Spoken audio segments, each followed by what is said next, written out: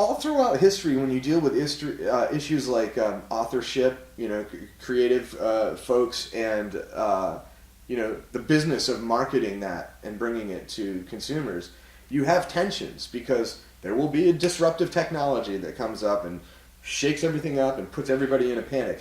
Radio was the first disruptive, infringing technology that had the kind of scale that we're talking about. The ability to reach tons of people over the airwaves. I mean, that was incredibly frightening for the music publishers of the day. They actually went around and wanted the broadcasters to pay them for each individual use, each individual spin of the record over the air. That would have been extraordinarily inefficient, cost prohibitive, and probably not allowed radio to flourish as a medium. Saner heads prevailed, and a system was arrived at to license that music in a way that allowed the radio stations to basically play anything that they wanted, and for songwriters to still get paid and publishers to still get paid.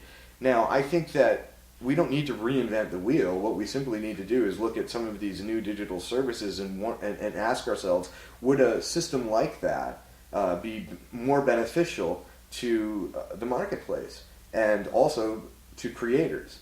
I'd like to think it would be more beneficial to creators because you would allow more of these technology companies to come to market, and in order to differentiate themselves in the marketplace, I'd like to think that they could start competing to build the best widgets, add-ons, APIs for creators, for labels, so we could sell other things on top of it, unique fan experiences, scarce items or like vinyl, concert tickets, and so on and so forth. Right now we just see these music stores where you can listen to anything you want, but it really doesn't, attach itself to anything else in our lives. And everyone's talking about this social graph. Well, let's make the social graph have to do with musicians. Let's get the fans an opportunity through these discovery platforms to actually, maybe buy more stuff related to that artist or their creative expression. And I don't think you get to that unless you take the pressure off.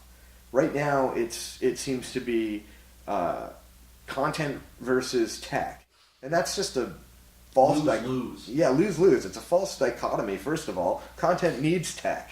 Tech needs content. You can't have one without the other. Unfortunately, it seems like the old guard is interested in just extracting as much capital from whatever emergent platform appears. And I say the old guard, and that's kind of like the major label system.